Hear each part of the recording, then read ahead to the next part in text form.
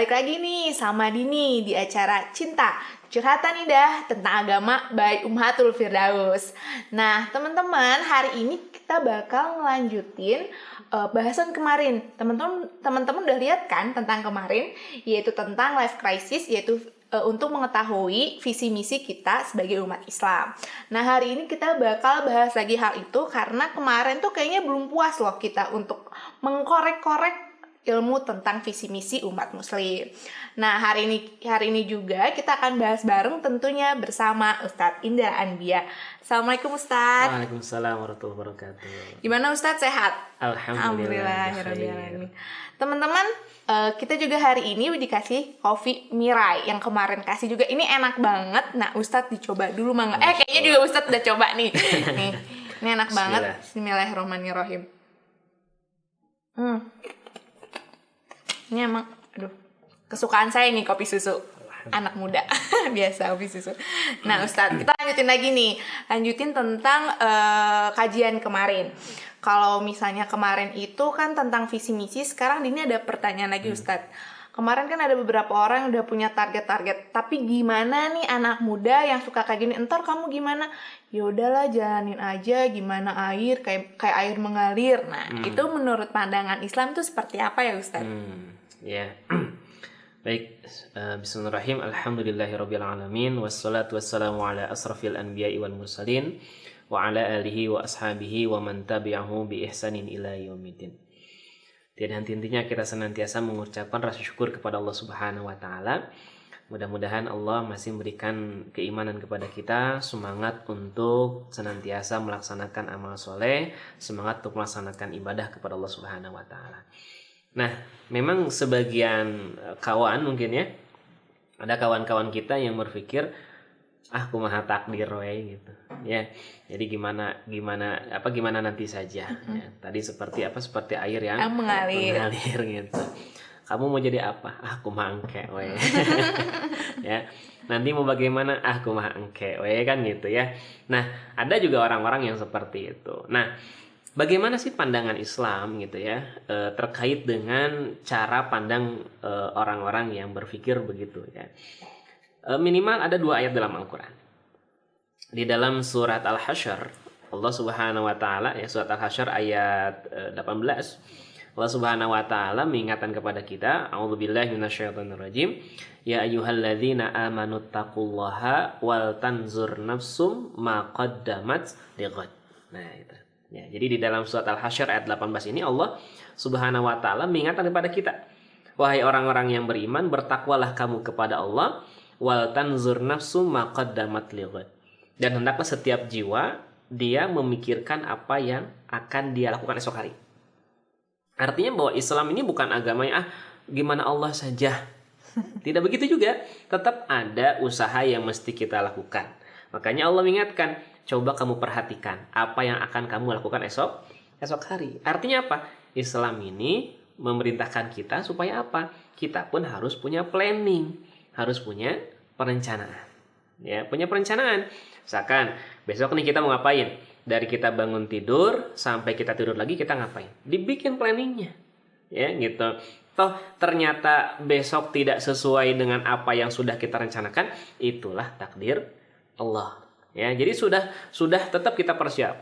Misalkan orang nih teman-teman ingin masuk universitas ya yang favorit katakan gitu ya. Kan tetap harus ada persiapan, harus ada rencana, belajar dan sebagainya gitu kan. Nggak bisa pokoknya mah ikut aja gimana nanti, kan nggak bisa begitu ya. Nah, itu yang pertama. Kemudian yang kedua, di dalam surat At-Takwir ayat 26 Allah Subhanahu wa taala bertanya sama kita. Kata Allah, fa aina tadhhabun? Kalian mau pergi kemana? Itu jadi di dalam ayat itu Allah nanya sama kita, fa aina tadhhabun? Kalian mau pergi kemana? Ini kalau misalkan Dini membayangkan ini ayat ini turun sama Dini nih. Kata Allah, Dini mau pergi kemana? Mau jawab apa? Ke rumah, ke mall. Ya. Nah, maka ayat ini sebetulnya juga memberikan gambaran kepada kita supaya apa? Supaya ketika kita melangkahkan kaki dari rumah atau keluar harus jelas tujuannya. Harus jelas tujuannya. Ketika misalkan keluar rumah nggak jelas tujuannya, sampai nggak? Enggak. Kenapa nggak sampai? Kan malah keliling-keliling aja, Nggak jelas ya, jelas. nggak jelas tujuannya gitu. Nah, makanya Islam ini punya gambaran supaya diperjelas nih tujuan kita ini untuk apa gitu. Ya. Makanya Allah nanya, fa aina tadhhabun, kalian mau pergi kemana? Jadi kalau misalkan ini keluar dari rumah, kemudian jelas nih, oh mau ke Jakarta katakan. Maka jelas, oh saya pakai kendaraannya ini, jalannya, rutenya ke sini, ke sini, ke sini. Jelas tujuannya. Sehingga nggak bisa kemudian kita seperti tadi pasrah sajalah. Gimana Allah saja. Gimana Allah saja. Ya, tetap bahwa hasil akhir itu adalah Allah yang menentukan, tapi ada usaha dari kita. Ya, ada usaha dari kita yang mesti kita lakukan gitu. Ya. Begitu tuh teman-teman diinget ya, jangan suka bilang jadi gimana air mengalir aja, tapi memang kita harus tetap merencanakan itu supaya tujuan kita tercapai, yaitu mendapatkan ridho Allah. Betul kan. Nah sekarang Ustadz, ini juga ada pertanyaan nih dari teman-teman sekalian. Ini ada pertanyaan gini, kadang-kadang tuh kita tuh suka berpikir kayak gini, hidup cuman sekali aja ya, kita harus ya menyesuaikan dengan keinginan kita gitu, seneng-seneng dan lain-lain. Itu gimana Ustadz? Seneng-seneng gimana? Iya misalnya mau pergi itu kayak nonton Korea 12 jam kan happy tuh. Nggak apa-apa deh, hidup cuma sekali aja, kita harus happy. Nah itu gimana tuh? Ya itu bagi mereka yang berpikir bahwa hidup ini hanya sekarang saja. Jadi kalau berpikir bahwa hidup ini hanya sekarang saja, selesai setelah itu beres, ya begitulah cara pandangnya begitu. Makanya kalau misalkan ini perhatikan di dalam Al-Quran, itu banyak di dalam ayat-ayat Al-Quran itu justru Allah meluruskan pola pikir gitu, cara pandang, ya. Termasuk tadi kalau misalkan dulu masyarakat jahiliyah juga begitu berpikirnya, sok aja sekarang puas-puasin hidup kan gitu ya, seenaknya, semau gue kan gitu. Nah itu bagi orang-orang yang berpikir bahwa hidup ini hanya sekarang. Tapi bagi kita, bagi seorang muslim itu ada cara pandang yang harus kita perbaiki. Ya, bagaimana cara pandang kita? Cara pandang kita itu bukan hanya berpikir sekarang, tapi berpikir apa akibat dari apa yang kita lakukan saat ini. Ya, artinya apa? Ada kehidupan yang sedang menanti kita. Ya, jadi kalau berpikir dunia ini sekarang selesai, ya sudah beres, silahkan sepuasnya gitu. Tapi kalau misalkan kelak ada kehidupan yang lain yang kita harus mempertanggungjawabkan, nah siap nggak menghadapi itu? Ternyata benar ya.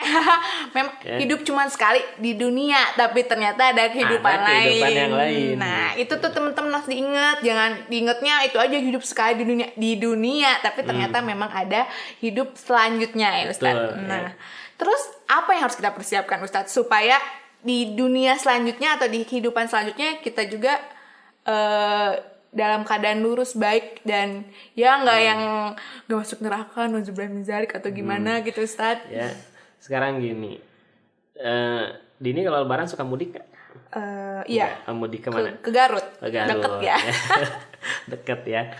Misalkan ketika Dini mudik, mau mudik gitu ya, ada yang harus dipersiapkan nggak?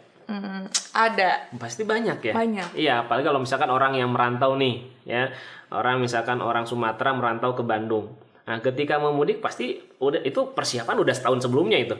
Ya. Pesen tiket aja buru-buru setahun sebelumnya. Ya, supaya apa? Karena ada kebahagiaan ketika dia sudah mempersiapkan bekal yang banyak gitu kan. Ada kebahagiaan ketika berjumpa dengan saudara-saudara di kampung halaman. Artinya apa? Mau mudik saja butuh bekal persiapan yang banyak, apalagi kita akan mudik semua. Ya, mudik kemana? Mudik kepada Allah. Makanya kenapa ada kalimat inna lillahi wa inna ilaihi raji'un. Jadi kita akan kembali sama Allah juga gitu. Nah, jadi ini yang harus kita pahami bahwa kalau sekarang kita hidup semau gue aja gitu kan. Nah, bagaimana kita mempertanggungjawabkannya nanti? Gitu. Nah, makanya teman-teman sekalian, kaum remaja begitu ya dan pemuda, bagaimana kemudian Nabi SAW memberikan informasi kepada kita, kata Nabi bahwa orang yang cerdas itu bukan hanya semata-mata mereka secara akademi bagus, bukan. Ya. Jadi yang cerdas itu bukan hanya semata-mata akademinya bagus, tapi kata Nabi orang yang cerdas itu adalah orang yang memikirkan kehidupan setelah kematiannya. Jadi cara pandang kita ini orang yang beriman lebih jauh gitu. Ya, bukan hanya di dunia 100 tahun kita mau jadi apa dan sebagainya, tapi bagaimana kita akan menjalani kehidupan setelah kematian gitu. Nah, ini yang harus kemudian teman-teman pahami gitu, bahwa Nabi SAW mengingatkan kepada kita, kun fid dunya ka'annaka gharibun, kata Nabi. Jadilah engkau di dunia seperti orang asing atau seperti orang yang sedang dalam perjalanan. Kalau orang sedang jalan-jalan, selamanya di situ enggak? Enggak. Nah, sebentar aja kan, pasti akan pulang lagi. Nah, begitu juga dengan kita, dengan manusia. Kita akan dikembalikan kepada Allah. Nah, ketika kita kembali, bagaimana bekal, sudahkah kita siap dengan bekal kita? Lantas bekal apa yang harus kita persiapkan? Amal soleh. Makanya Nabi sampai bilang begini, kalau Anda tahu besok kiamat, itu kata Nabi, kalau Anda tahu besok kiamat, sekarang masih bisa nanam gitu ya, nanam kurma, ya sok tanam. Kan logikanya ngapain nanam kan besok kiamat gitu. Nabi nggak bilang begitu. Kalaupun Anda tahu besok kiamat, sekarang Anda bisa menanam, tanam. Artinya apa? Apapun yang bisa kita lakukan sekarang untuk mengerjakan amal soleh, kerjakan. Gitu. Sampai ketika ada kaum ya, ada orang-orang yang memerlukan, ya, orang-orang fakir, orang-orang miskin, mereka terlihat sangat memerlukan sekali gitu. Kemudian Nabi memotivasi para sahabat supaya sok bantuan. Akhirnya para sahabat udunan gitu, sampai berbagi, ada yang ngasih gandum, ngasih kurma gitu ya, gitu. Cuman nggak ada yang ngasih kopi. Alhamdulillah sekarang dikasih. Zaman dulu nggak ada kopi mungkin gitu. Jadi apa yang bisa mereka kasihkan, mereka kasihkan gitu. Tiba-tiba ada seorang anak muda bilang begini, ya Rasulullah, saya iri. Kenapa iri? Orang-orang bisa bersedekah, orang-orang bisa berinfak, orang-orang bisa berbagi, sedangkan saya nggak punya apa-apa. Nabi, apa kata Nabi?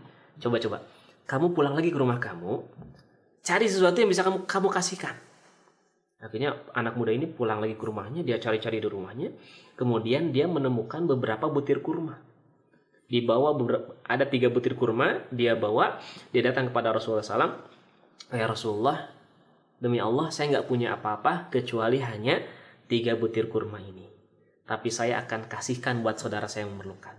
Apa kata Nabi? Nabi menjawab, ittaqun nar walau bisyikki tamrah.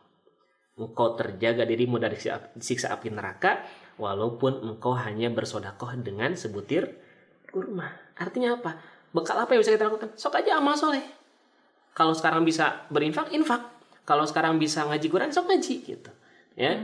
Jadi yang Nabi inginkan itu adalah kita mengerjakan amal soleh, walaupun sedikit. Jadi kalaupun Dini sehari cuman baca Quran misalkan 1 juz. Waduh. Nah, waduh. Amin ya Allah. Amin, insya Allah ya. Ya. Gitu.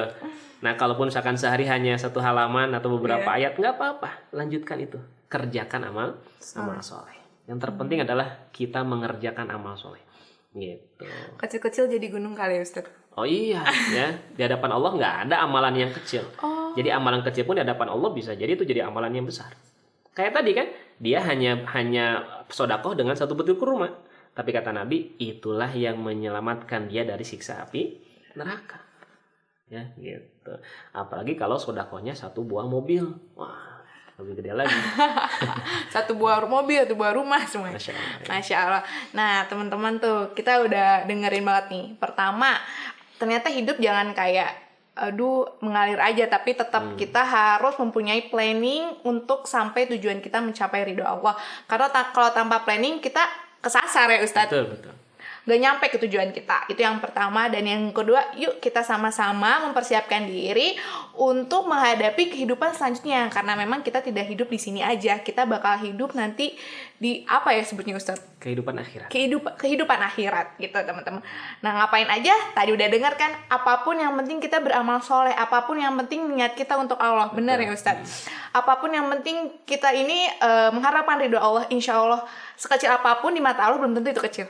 Betul. Nah, tuh teman-teman teman-teman di highlight ya, jangan lupa. Nah, ketemu lagi di episode selanjutnya. Tentunya teman-teman episode selanjutnya bakalan membahas apa yang dibutuhkan teman-teman.